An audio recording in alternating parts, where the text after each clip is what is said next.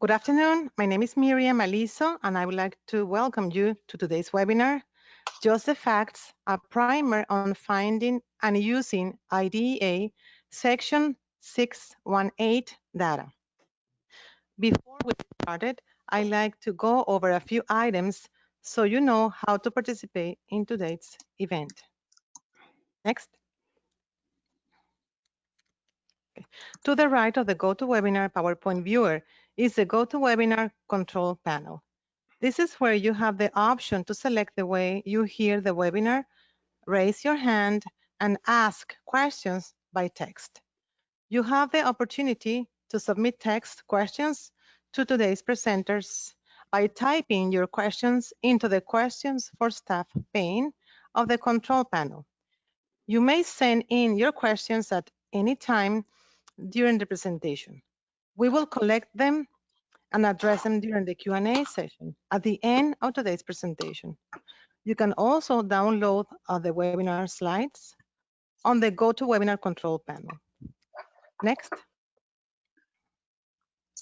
You will notice on the screen a screenshot of an example of the GoToWebinar interface. You should see something that looks like this on your computer desktop in the upper right corner. You are listening in using your computer's system by default. If you prefer to join over the phone, just select telephone in the audio pane and dial in. Information will be displayed. Be sure to put in your unique PIN.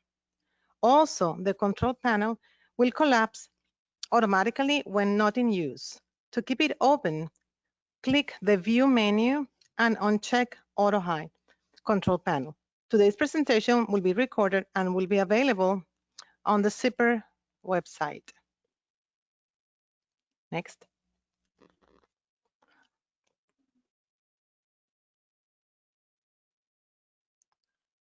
So hello, everyone. My name is Carolyn Hayer, and I'm from the Center for Parent Information and Resources, where I'm the new director. I and the Zipper team, which includes Miriam Aliso, Lisa Cooper, and Maria Rodriguez, who are on this call, welcome you to this webinar presentation on finding and using 618 data. Section 618 of the IDEA requires that each state submit data about the infants, toddlers, children, and youth with disabilities who receive special education and related services under Parts B and Part C. And they are required to report this data annually. Today, you will learn more about finding and using this data in your work. And now I will turn this over to Carmen Sanchez, who will introduce our presenters for today. Hi, Parent Centers. Today's webinar is going to be about using and finding the IDEA Section 618, as Carolyn mentioned.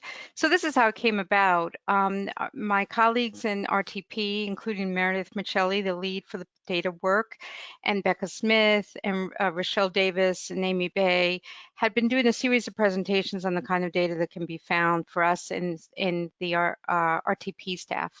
And in addition, they've been publishing some of that data and some of the data facts on the newsletter that OSEP puts out. So Deborah Jennings, who you all know, thought it would be a great idea for this to be a webinar for all the parent centers so you can really dig into the data and use it for your own purposes as you think about the families you serve, how you can serve them better, and also to look at how your state's data compares to the national data.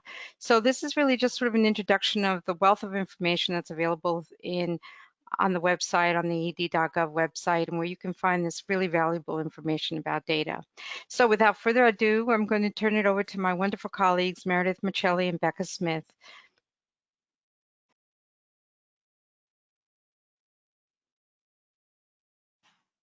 Okay, sorry, I was having some technical difficulties. Hello, good afternoon. I'm Meredith Michelli. As Carmen said, I'm with the Research to Practice Division within OSEP. And I'm joined by my colleague, Becca Smith. We both do work with the 618 data. So we work with providing instructions and technical assistance to the states as they submit it. We work on the data quality review of those data.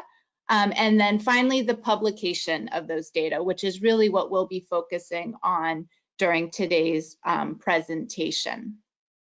So we'll start out just with a brief overview of what are the 618 data, the IDEA section 618 data, and how does OSEP use it. And then we'll jump right into where these data are published, and there are a variety of ways that the 618 data are published. So we'll walk through some of the different products that include 618 data. We'll talk a little bit about some considerations as you use the data or look at the data. We'll touch base on, we'll actually walk you through how to access it, what websites to go to, and what kind of information you can get out of the different products. And then we will also provide some links to additional data sources on children with disabilities that's published by the Department of Ed. It's not published by OSEP, but it is other information on children with disabilities. So to get started, though, I was hoping to get a little bit more information about you all in the audience. And so we've developed 3 polls that we'll just run through them one at a time. But really, we're going to be looking at how familiar you are with 618 data, your comfort level with using Excel, and your comfort level with analyzing data to answer questions. So Miriam, can you go ahead and post the, yep, poll is open. I see that. Excellent. And my colleague Becca will be, I can't see it, so she'll help me. Yeah, I'll be reading the results.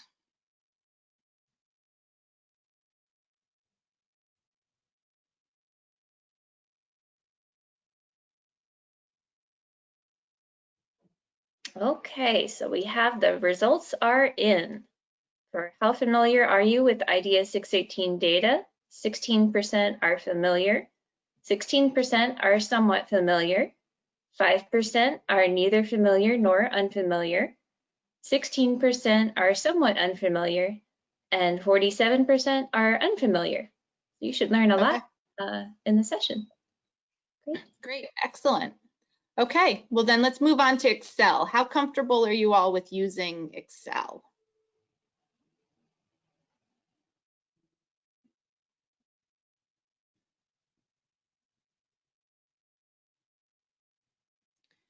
Most of our products are published, not most of them, some of our products are published in Excel, and it just seems to be the program we use most often to do, to look at these data. Well, okay, the results are in. We have 41% that are comfortable, another 41% somewhat comfortable, 9% that are neither comfortable nor uncomfortable, and 9% that are somewhat uncomfortable. We have 0% that are uncomfortable. Great, excellent. Okay, and then moving on, last question is just about your comfort level with using data to answer questions. Some people are, you know, data folks and love to look at and mine through data, and some would prefer not to deal with it. In which case you call us. There you go.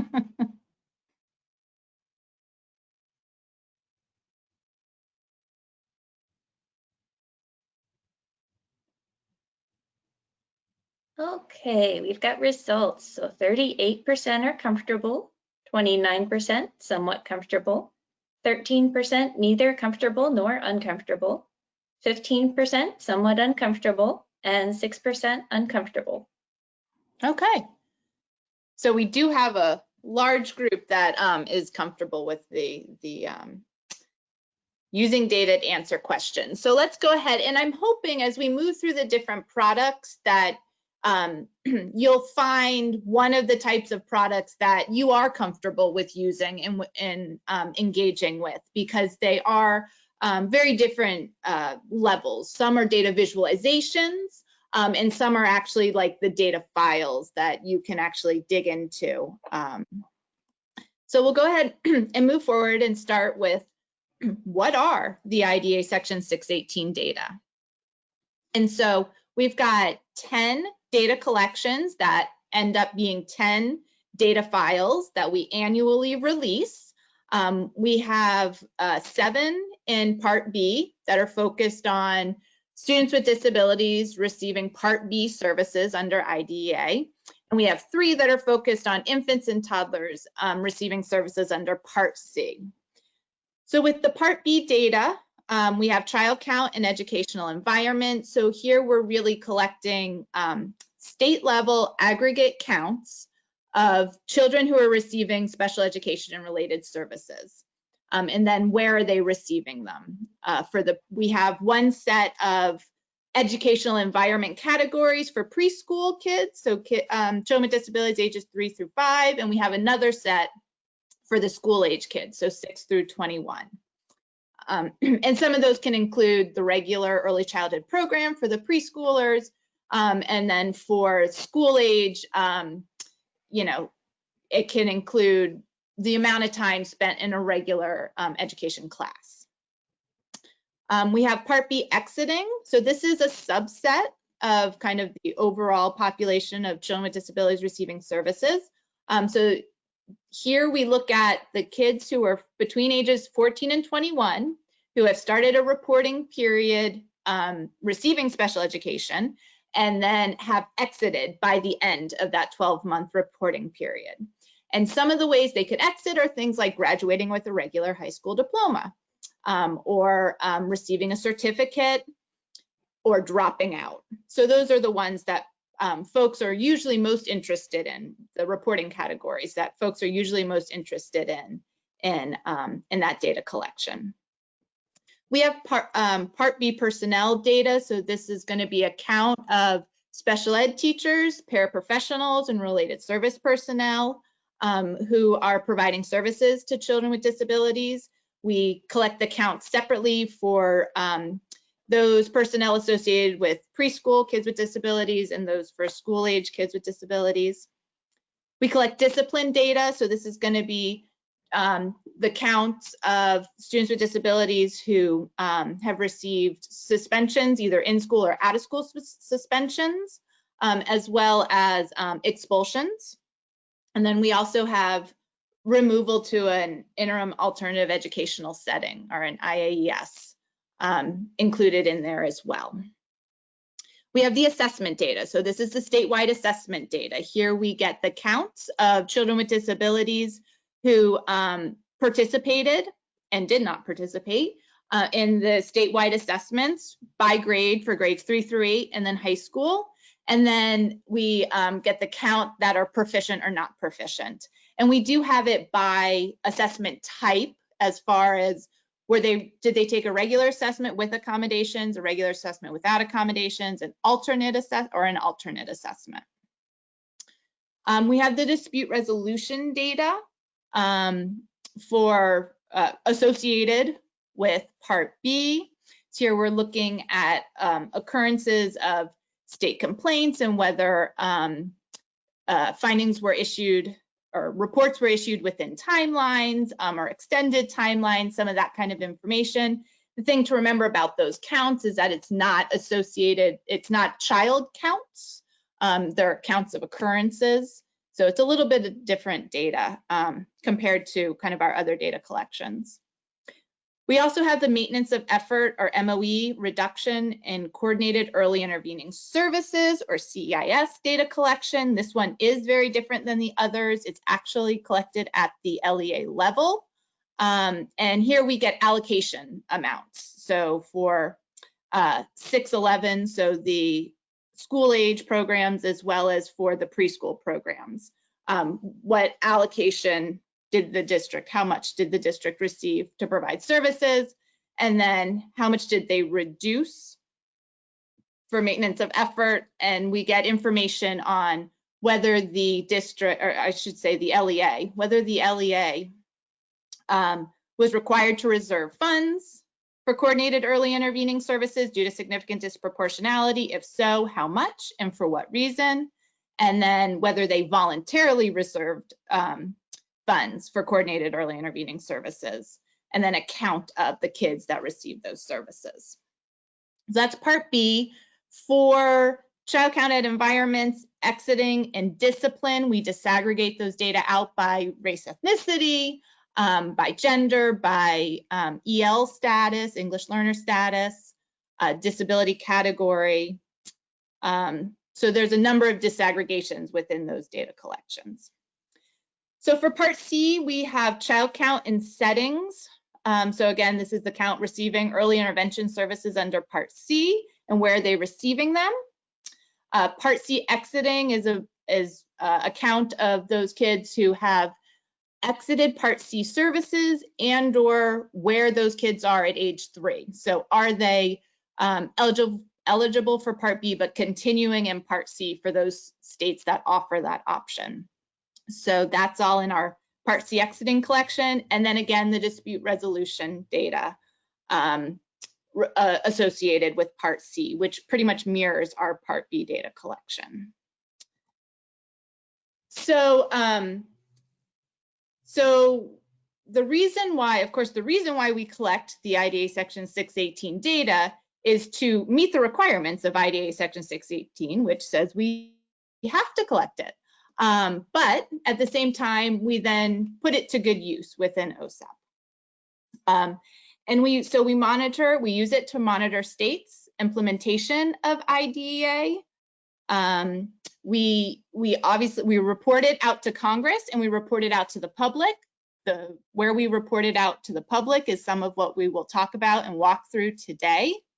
We do additional analyses of the data to determine priorities for funding technical assistance and for, in general, monitoring. So we do a lot of work with the monitoring office, so MSIP within OSEP, around the MOE and CIS data. We work very closely with the fiscal folks in MSIP regarding those data to make sure that the fiscal provisions are being implemented, appear to be implemented correctly, and then we follow up. Data is always the starting point for those conversations.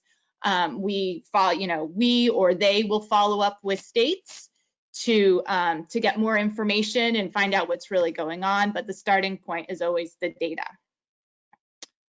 And with that, I think I'm going to hand it over to Becca to continue. Thank you. I have the option to continue. I thought I would be fancy and actually use the PowerPoint instead of the PDF, but that's not working out well, so I'm switching real quick. Okay, so are you seeing the slide for how do we publish IDEA 618 data? All right, I see head nodding, good. I'm going to go over, or we are going to go over in this presentation 5 key publications that we put out for the IDEA 618 data. I don't want you to panic about trying to memorize everything Meredith just told you. We are going to show you where to find it, so you don't have to be crazily typing notes at this point. But to quickly run through this chart, the first type of product we're going to talk about is the state level data files. These are large CSV data files with one CSV data file per data collection that Meredith was just talking about with the child count, dispute resolution, discipline assessments. These are published annually. And if you are a data lover, you love your Excel spreadsheets, you love digging through and getting all the facts in one place, these are where you're going to feel the most comfortable. For those who are comfortable with data files, but don't really like all the sorting and filtering and figuring out which columns have the data they want, you might feel more comfortable with the next product we'll talk about, which is the 618 static tables. These are smaller files. They're Excel data files, so there's multiple tabs on them. And they take the CSV large data files and just split them out into topic-specific areas. So you'll see, we're going to show you where to find those and all the different ways they're split out. But as we were talking about the child count is broken out by race, ethnicity, by gender, by disability. Rather than having to sort and filter a large state level data file, you can actually just pull that information in the static tables. It's already done for you. In addition, there's some percentages in there that are already calculated for you. So if you don't like doing calculations, we've done them for you in those static tables. We're also going to talk about the annual report to Congress. This is mandated that we do each year. And this is a big document with a little bit of everything you wanted to know. It's an overview of all the 618 data. It pulls out key highlights of the data. It shows key national and state data. And it even shows you 10-year trends of some of the data, which can be really helpful when doing your analyses over time. Then I'm going to hand it back to Meredith, and she's going to show you probably the most fun, interactive, like if you're not a data person, hang on until the fast facts. You'll love these. These are interactive, topic specific, they're conversation starters, they're infographics. So you get to click on things and look at pretty pictures. And then finally, we're going to talk about the data displays. We have separate data displays for Part B and Part C. They're state specific. So if you're focused just on one state, you want to know everything about that one state, you don't want to go through 10 different data files to get the data. These are the places you're going to want to go. We have links to each one of them coming up. So stay tuned and hold on to your PowerPoint. It's got the resources you'll need. So where are all these wonderful data products published? The main place, if you remember nothing from this presentation, is we have a 618 data page. If you Google 618 data, this is the first thing that's going to show up. The link to it's at the bottom. And I'm going to go ahead and switch over and give you a live demonstration of the next couple slides. So please hang with me. So I changed my screen over here. All right. So this is the 618 data page, and everything you need to know is on these little 6 buttons right here. So those big CSV data files I was talking about, those are the state level data files. They're right there. All of those data collection descriptions Meredith was talking about, those are all in the collection documentation. We'll show you how to get through that in just a minute. The smaller data tables are right here, the static data tables. We're going to talk about some other data links. Those are all here, as well as the fast facts are also under that useful data links. And then we have the annual report to Congress. And then we have the I forget where you told us that was button, which is just send us an email. We'll get you where you need to go. So I am actually going to walk you through using the state level data files. I'm going to show you this page. Now, everything I just showed you is now on these horizontal tabs. So if you want to go back to where you just were, you can do that. You can just click on the 618 data home and you're back here. But for the most part, you can do all the navigation from these top pages. So if you have a question and you want to sort through the CSV data file, here they are in all of their glory. You can jump to them using the hyperlinks. We're going to do an example with child count. So here's your child count, and these are all individual CSV files for actually for over 10 years they go back. So let's download one and take a look. I've actually already got it downloaded, so we don't have to wait for this. Here is what the child count static data table looks like. And remember what I said, all those that don't like spreadsheets, don't panic at this point. This is for the people that like spreadsheets. So what we are going to do is take a question and use this data to answer our question. We are going to find out how many children with disabilities receive special education and related services in the US. In the US. In this situation, I did not write the age range on here, but we are going to do ages 3 through 21. So I'm going to move this over so we can look at the spreadsheet. Now, first thing you're going to want to do, for those of you who are Excel savvy, this will be no brainer, but we are going to filter this. So we're going to highlight this top row with all of our column names. We've got a bunch of them here. And we're going to go to this top bar, hit sort and filter, and hit filter. So there we go, we've got our filters. Now, we know for state name, we want the US total, but these are all states. Well, we do have a separate line for the US total. So you just scroll down, hit the US and freely associated states. So there you go, here's all our US totals. But there's a lot of data here. Now we, as Meredith had said, we include the education environment as well as the child count in one file. So if you are after just the child count information, you want to change this to only show the total. So we have separate totals for age 3 to 5 and to 6 to 21. You want to make sure you hit both of them if you're after 3 to 21 and hit your OK. Well, all right, now you still have a whole bunch of rows here. So we do split it out by disabilities, and you're starting to see like the wealth of information that's in this file. We're interested in all disabilities, so we're just going to hit that. And look at that, we're down to 2 rows. We've got the 3 to 5 totals and the 6 to 21 totals. Now, we have a whole lot of columns here. Well, you can explore these on your own, but what these are is the individual ages, the individual disability, or I'm sorry, race ethnicity categories, the gender categories, and the English learner categories. And they're split out separately for ages 3 to 5 and 6 to 21. So for this, we are going to want to grab the 3 to 5 total. So we're going to copy this and stick it over here.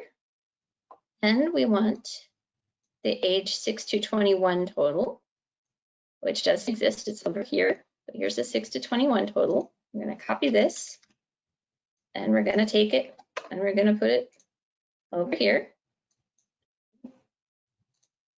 Whoops. You're not going to do that. You're going to add them. So we've got 7,130,238 kids. Now, if all you were after was that number, this is probably not the best way to do it. I'm going to show you the easy way now. But if you are after some deeper analyses with a whole bunch of data, you can, just by that little file, you can see just how much is available to you. All right, so that was the tough way. Now we're going to do the easy way. Now we're going to switch to what are called static tables. If you remember, these are just little bits of the CSV files that we pull together and show you at the same, just one topic at a time. So there's a link here directly to the static data tables, or you can navigate the way we were before. And we are going to answer, actually, we are going to answer the same question. I'm going to show you how to do what we just did with static data tables.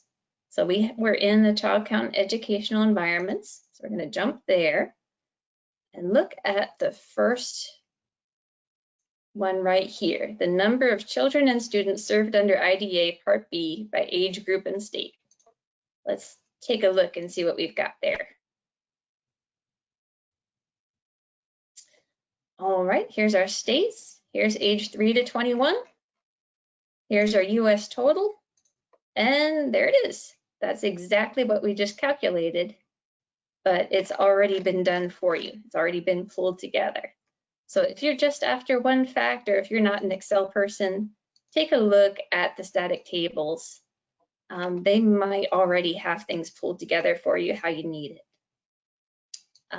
We're also going to show you real quickly, there are percentages in some of these. So if we wanted to know, for example, what percentage of children with disabilities receiving special education and related services are Black or African American in my state, it's a very specific question. We've got the answer ready to go for you. So let's go back to our static tables. we're going to now look for race ethnicity. So here we go. We've got a static table that's pulling out. This is 3 through 5, part B by race ethnicity. Now let's say I want 6 through 21 by race ethnicity. So I'm going to grab this one and open it up. And the whole reason I want to show you this, most of these have the same kind of format. And that's unlike the CSVs, these have tabs. So you see this first tab ends in an N. That's for number. This is the number of students. But we also have P tabs, which will give you the percentages. Yes. So if Becca, let me interrupt you 1 second. I have gotten a few messages that people cannot see your screen. Can people type on the chat box if they can see Becca's screen? Oh no, is it too small or just not showing? I can see it. I don't know. I have gotten a couple of messages of people saying that they cannot see it. So I'd like to see if they are seeing your screen. Can you please type in the chat box?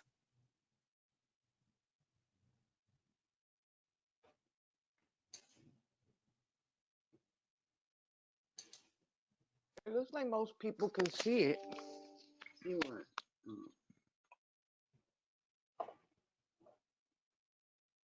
Okay, well, I'm gonna keep going, but if someone can't see it and would like me to Thank go you. over this with them later, Yes. send me an Yes. email. I'd be Most more than people happy. Thank you.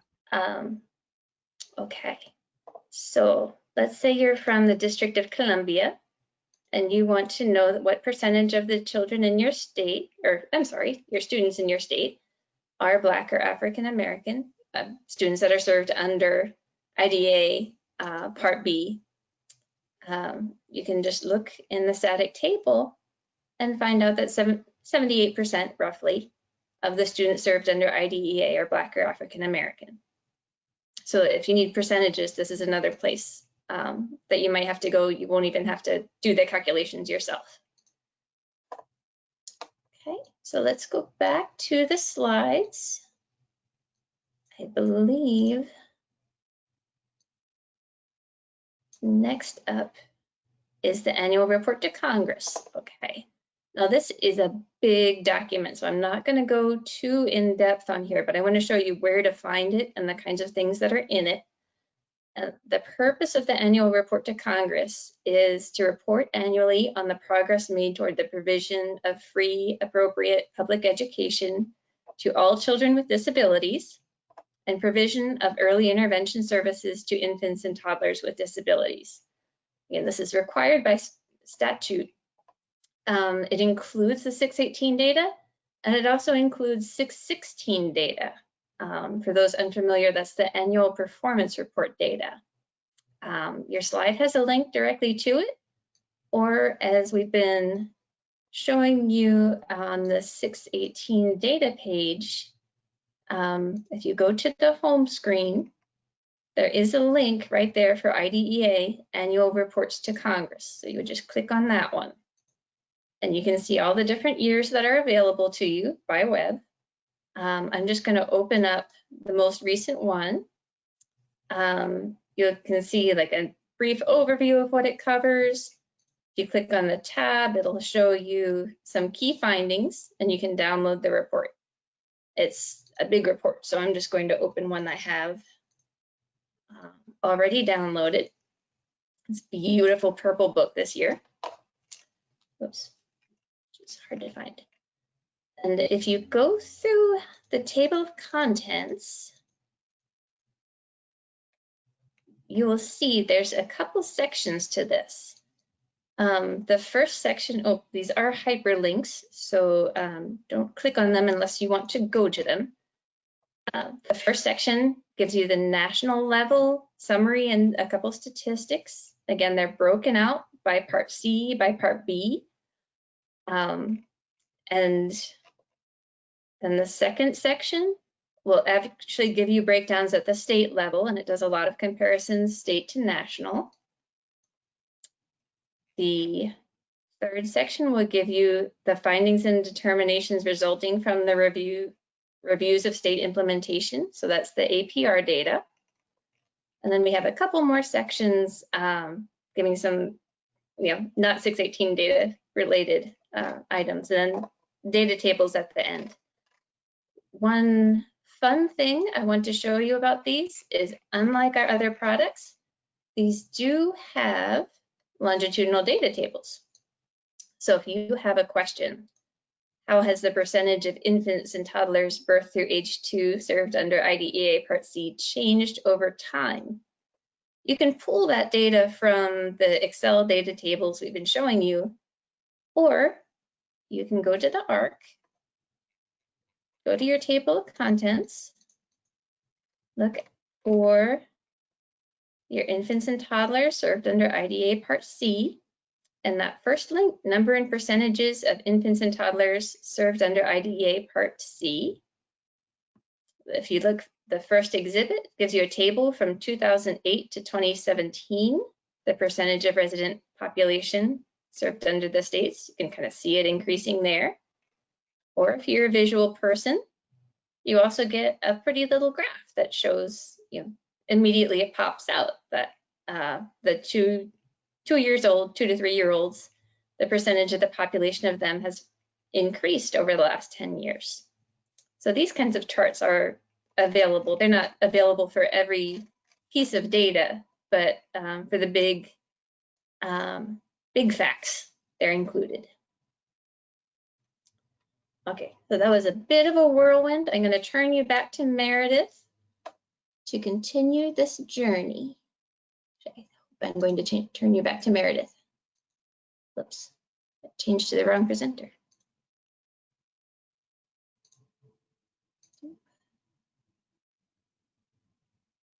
I did this just fine in practice.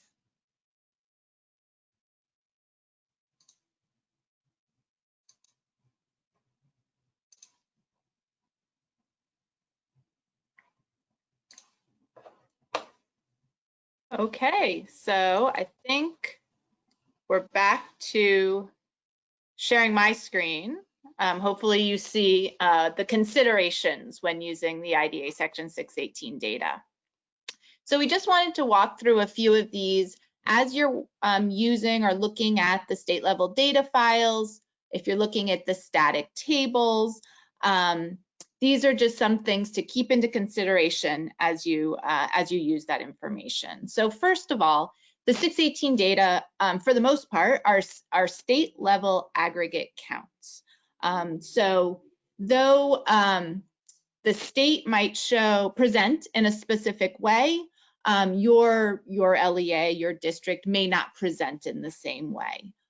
So these data are captured at the state level, and that's what we've reported out in our data files and static tables. As you look through the data, you might find suppressions. So this is places where we have, in the most part, put X's over certain counts that have been reported. This could be suppressions due to data quality concerns, or this could be suppressions due to privacy concerns. So we do have a disclosure avoidance methodology that says we will not publish counts under a certain size or within a certain range, and so those will be suppressed with an X. You might see in cases where we have questions, concerns, data hasn't passed our edit checks, so data submission hasn't passed our edit checks for publication. Those places you would see like an asterisk for a data quality concern. Either way, it'll appear as missing data when you're looking at it. We try to minimize as much as possible how much is suppressed, but it is something to take into consideration and know in case you come across it. There are anomalies, going back to the data quality piece, there are anomalies evident in the data. So we do a host of data quality checks. We follow up with states. We ask for them to either resubmit or provide more information on why we're seeing these anomalies. But you will be able to find them in the data. I think probably the most relevant is Year-to-year changes. So some states, if a state reports a count larger than 10 kids, typically, I'm sorry, 20 kids and 20%, then we ask them to take a look at the data submission and verify that it's correct. And if so, provide a data note explaining why we're seeing such a large change.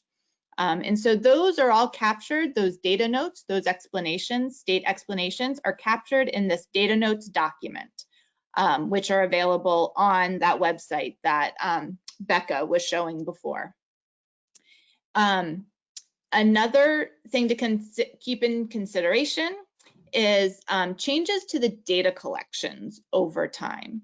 So for instance, we are in the process of implementing a change to how the preschool data is reported. I should say the 5-year-old data is reported for educational environments. We're splitting it into 5-year-olds who are in preschool and 5-year-olds who are in kindergarten for the reporting. And we're in process for that change right now. States were were allowed to transition this last year. All states in the next reporting will have to report disaggregated out by 5-year-olds in kindergarten, 5-year-olds in preschool. But that's going to be evident in what we publish. So changes over time is something to definitely keep in mind. I don't know if you remember when Becca pulled up the state level data files, child count and ed environments actually have what looks like 3 sections, because we used to collect and publicly report child count in educational environments as 2 separate files. So historically, you'll see the older data was in 2 separate files, and then we changed it to report them into 1 file. So that's another change over time as you're looking through the data. We also provide data documentation that walks you through what's in the data file, what do each of the variables stand for or represent.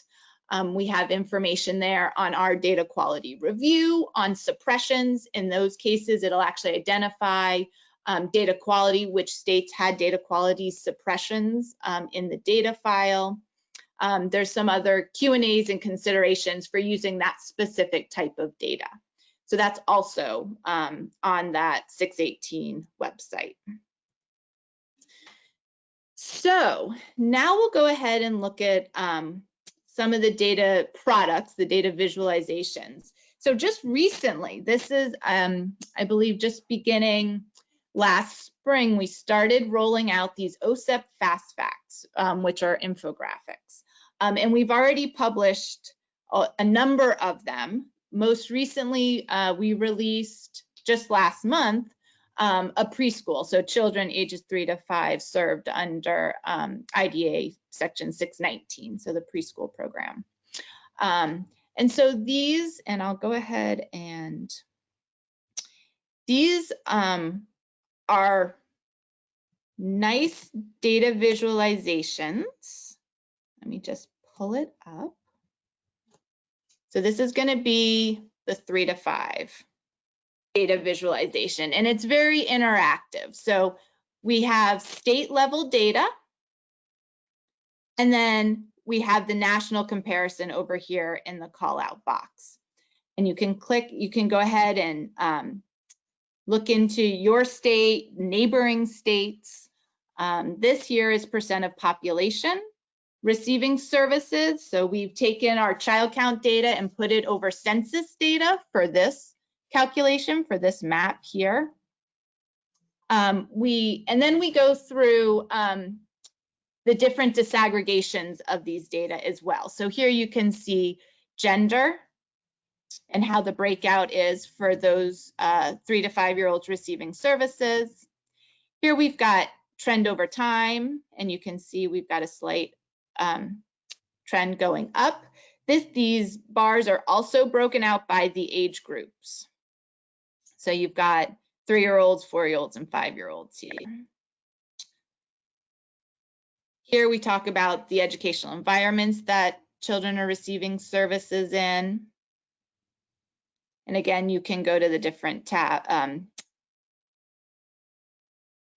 different bars and be able to understand what's being presented. This is the EL or English learners visualization, and this is the one that I like. So this is by disability category. This is doing the distribution of 3 to 5 year olds across the disability categories. And so here you have the national distribution, and then you can change this for different states distribution across the disability categories. And so it's just an interesting comparison to look at. And state specific. A lot of this is national information, but there is some state data involved. Here is something similar. This is looking at race ethnicity. So here you have national information of children with disabilities versus the children with disabilities versus the population nationally based on race ethnicity, but then you can look at the state information as well.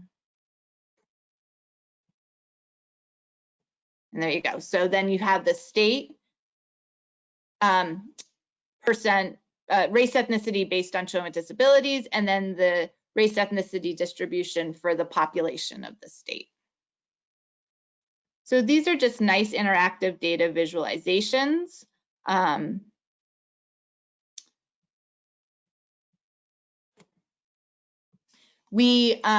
I said, we have a number of them. A few of them are focused on, so we've got 2 that are right now that are focused on race ethnicity categories for which states report on. We've got the infants and toddlers one, and then we have the preschool children with disabilities as another, and then we have 2 focused on specific disability categories. So you can see here children identified with emotional disturbance and children identified with autism. And so a question that this would answer, how does the percent of the population receiving special education and related services compare in my state compared to other states? And that would go back to the first map that I was showing on this for the 3 to 5 year olds. And you can take a look. Pennsylvania with 8.57 and North Carolina with 5.43. And again, as we noted, the national, as I noted, the national percentage is over here in the call out box of 6.75. So just an easy way to take a look, visually take a look at the data. Moving back. The last product we want to talk about are the Part B data displays and Part C and 619 data displays. Becca gave a preview to this earlier. These are state profiles, so they are by individual state, as you can see on the screenshot above. This one is for Wyoming. The Part B one is a number of pages. Originally, it started out as a 1 or 2 pager, and it turned into a number of pages for the Part B. Part C, I think, is up to 6 now. And it does pull together a number of different pieces of data. So here we've got, of course, our child count data, but then we also pull in the Common Core of data, which has a total public school enrollment count. And so you can see that's available in this top row, and then you've got children with disabilities, and then the percentage of total public school enrollment is provided there. We have some information on over time data percent, that's actually percent of population over time for 3-year trend. And as I noted, we have the Part B ones also pull in NAEP data. We have some SPP APR data in there, but they're all in this kind of table format, not visual displays. We also, as I noted, we have a Part C and 619 data display as well.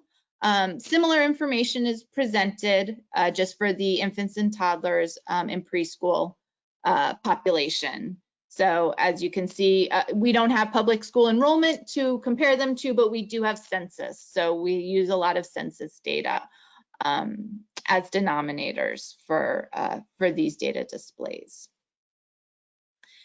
And so right now it's a little more difficult. We're in transition, I should say, with publishing these data displays. And so right now, I will admit it's a little bit difficult to access them, but I did want to take you through it. It is a matter of going back to the Grads 360 site that OSEP has used, has used for a few years now. And there used to be a little research tab here that would lead you to them, but that's no longer available. So now you actually have to put in search for data display and scroll down to find the state you're looking for. So, you know, here's Mississippi's Part B. And then you would pull up the data display. So they are, we are hoping to get them in a more accessible location, so it's easier for folks to use them, because it really is a good amount of information in those data displays. So this is a question that the data displays could answer. How does the % of Hispanic infants and toddlers receiving early intervention services in the home setting in my state compare to the nation? And I'll just pull up the part, so that would be the Part C data display. And I'll scroll down to our settings table. As you can see, we've got a lot of information in here. This is the settings by age, and then we have settings by race ethnicity. And so you can see the percentage for the state for Hispanic Latino, and then the percentage for the nation right here. So this is just another 618, we call it 618 data product, but it does pull in other data sources. So let me go back to, I quickly just wanted to provide some other places to access data on children with disabilities. We have EdData Express, which was just redone recently. The Office of Elementary and Secondary Education, so OESC, puts out these data, and they're really associated with the Elementary and Secondary Education Act data. So there's a additional assessment data on this site, so children with disabilities assessment data, but also assessment data by race ethnicity is on this site as well. The adjusted cohort graduation rate data for children with disabilities, as well as other subgroups and all students, is available on EdData Express. So those are two pieces of data that that site can, you can obtain from that site.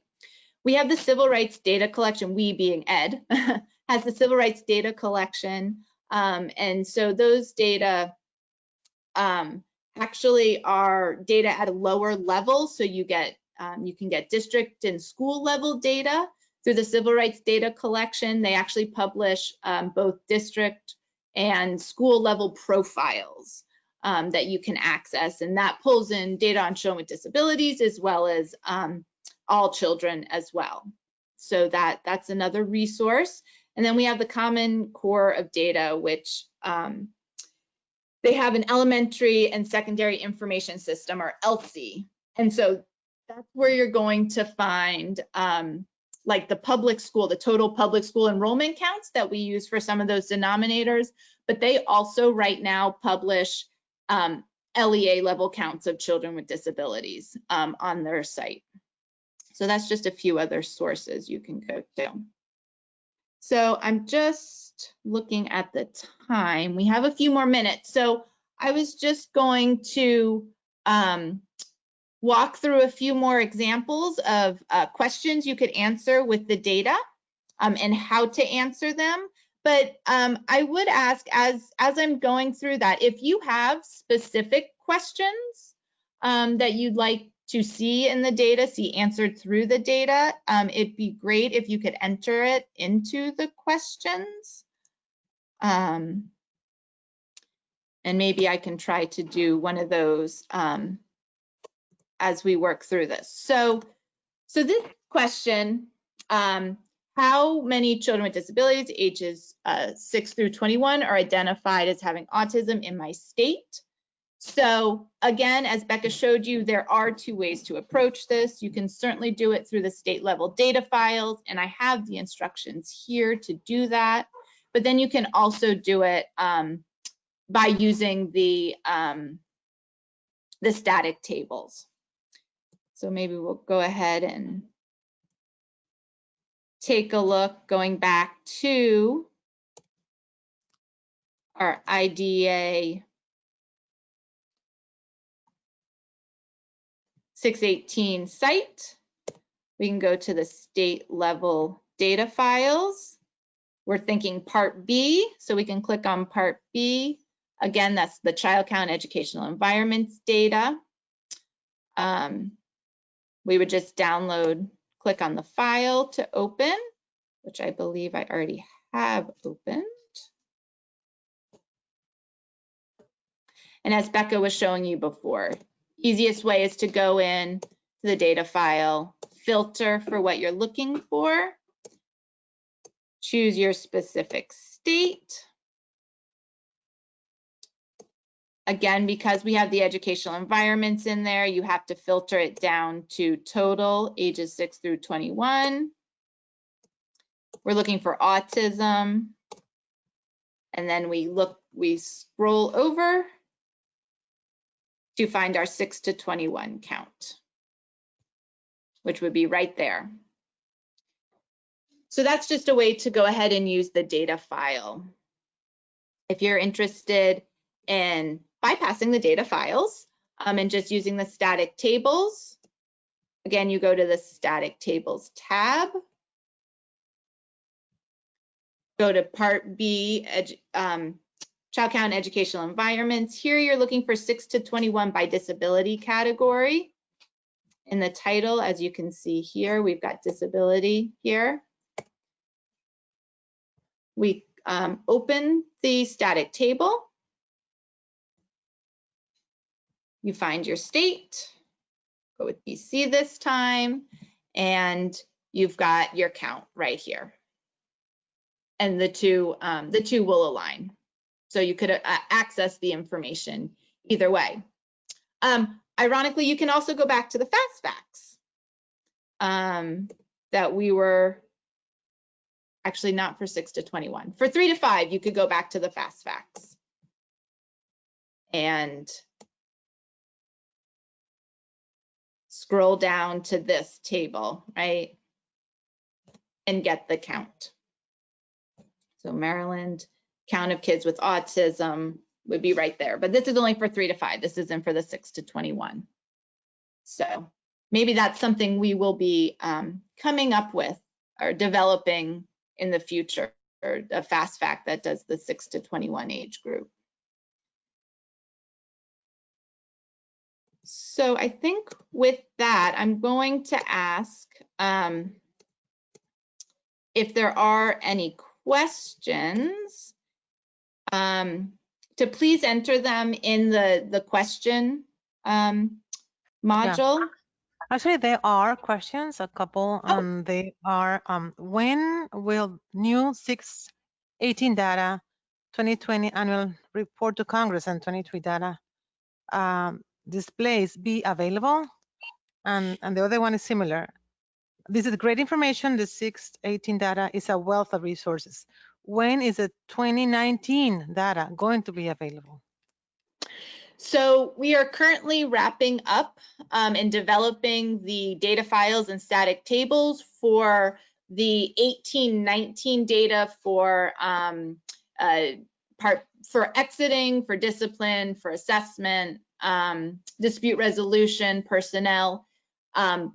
But for child count and environments, it's the 2019-20 data that we're working on finalizing. And so it'll be released probably sometime in the new year, So a couple months from now, probably, we need to just finalize a few more things to be able to get it posted on the website. So in the next couple of months. And we do, when we post those, we do put an announcement in the OSEP newsletter under the DOSA data blurb. So that is one way to be able to know that they have been posted, the new data has been posted. I think that covers both questions. Typically, we post sometime around December, January. We're a little backed up this year due to the pandemic, because we did push back one of our due dates, which then pushed our whole timeline back. But we do usually post sometime December, January each year. Any other questions? Yes, there's one from Casey, and it's how many students in a state exit special ed because they've aged out or reached the maximum age of eligibility. Okay, great. So we're using a different data file there. So let's, so we go back to the website. We'd go to the state level. I would go to the state level data files. We're talking Part B, and we're talking the exiting data collection. You can pull up the data file. And I'm sorry, I'm going to have to ask you to repeat the specifics of it. We're looking for aged out, I think I heard. How many students in a state exit special education because they've aged out or reached the maximum age of eligibility? There we go. Okay. So this is our Part B exiting data file. You can see I've filtered on reached maximum age. We have the data by disability category. So for this example, I'm just going to filter on all disabilities. We'll go ahead and scroll over to the, remember for exiting, it's a 14 to 21 subset. So this is your total here. So for instance, for, I think we're in Alabama, 84 kids. So nationally, let's look at the national. So those would be by state, but nationally, again, you can filter it down to the US outlying areas and freely associated states. Scroll over to the 14 to 21 total, and you can see just under 5,000 kids in 17-18. So that's how you would use that, the state level data file. Meredith, sorry, do you want to show them the total row as well so they can see, you know, how they would calculate a percent of all the ones that are exiting? So, so for Part B exiting, we have two totals. We have a total exiting school and a total exiting special education. The total exiting special education is going to be all those 14 to 21-year-olds who were reported in this data collection, right, that have exited special ed, no longer receiving special ed services at the end of the reporting period. This is a smaller total that that removes those who have transferred back to regular general education. So it's going to be a smaller total. So one of these, I feel like it was a trick question, Becca. One of these will be your denominator, depending on what you're interested in looking at, whether it's exiting school or whether you're actually interested in exiting special ed. The other reporting category that is not included in exiting school would be our transfer to regular education and move known to be continuing. So both of those situations, they haven't exited school, right? They've just exited special ed in the catchment area or the catchment area for reporting. So that would be one of those would be your denominator. You could check the data documentation just to see if you don't remember what's included in total exiting school or total exiting special education. That'll show you. So back to the website, if you go to data collection documents and you scroll down, you can go to data documentation, scroll down to your exiting, and this is going to be a text file with lots of information on in general on the data set, where the data comes from, some considerations. We have the definitions in here. So what does it mean to be reported as a dropout, graduate with a regular high school diploma, etc. Talks about our data quality work. And then this is actually providing the variable names that are in the data file and an explanation of what's in there. So that's our documentation. And of course, if you find an anomaly in there, you can also go and look to see if the state provided a data note on that, on the anomaly you're seeing. So data notes, again, you'd go to exiting and open it up and see if the state provided some sort of explanation to the anomaly you're seeing. A lot of these are going to be explanations of large year-to-year changes. So, great answer. That was very interesting. Jennifer says, great info, good job, but it was a lot to take in. Where can I listen to the recording? And we're pleased to tell you at SIPR that it will probably be archived on our site by next week, and we will let you know when it's up there so people can come and listen. Excellent.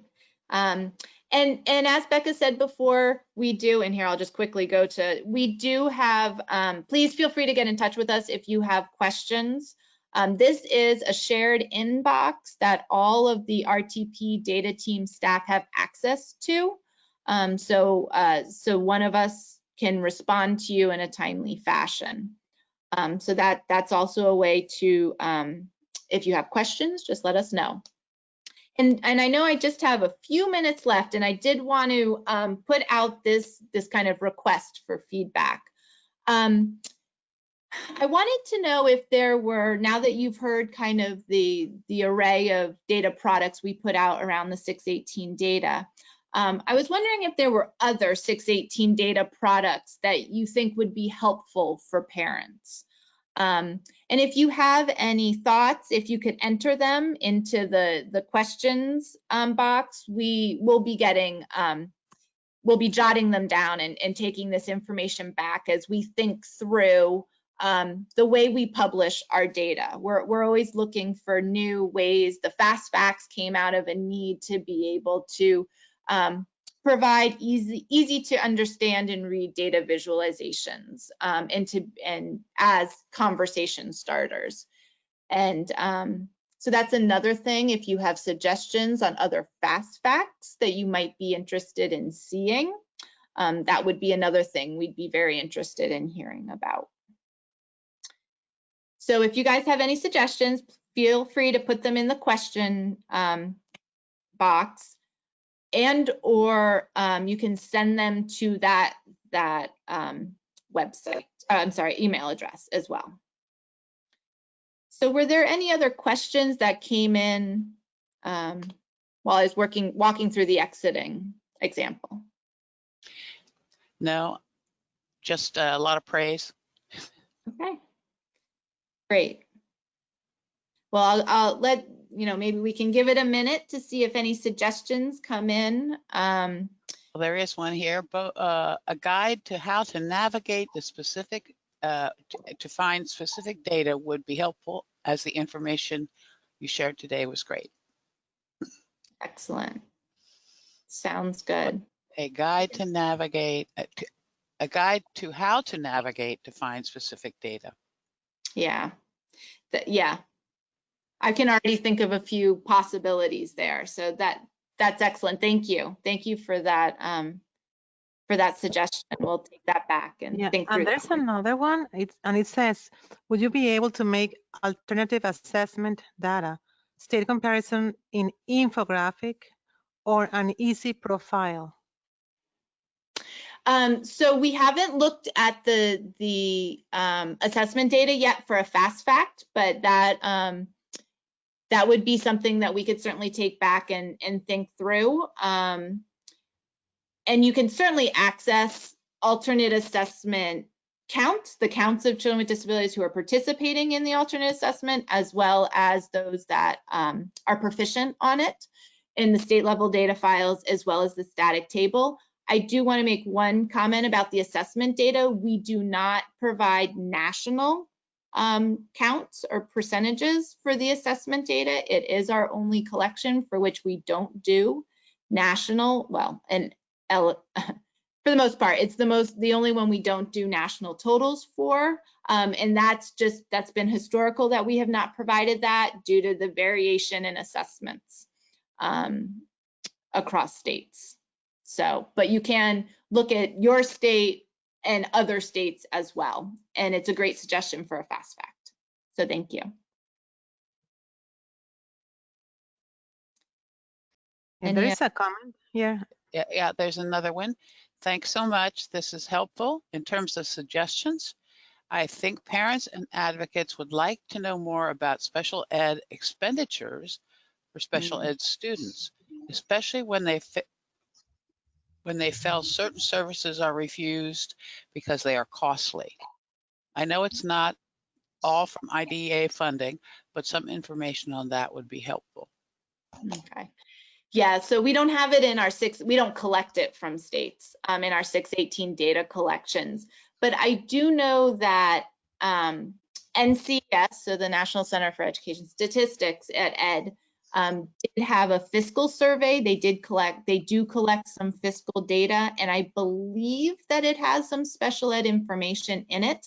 I'm not sure that it's special ed expenditures, but it might be a source that for some information, and we can certainly look into that and see if there's better ways to connect our folks to that information. So I just wanted to thank Meredith and Becca again for this excellent webinar, and I'm so glad it's going to be recorded because, like people are saying, there's a lot of information, and you'll get the chance to look through it again prior to, prior to digging into the data. So I don't know if Carolyn or Miriam are going to close this out and remind people to fill out the evaluation.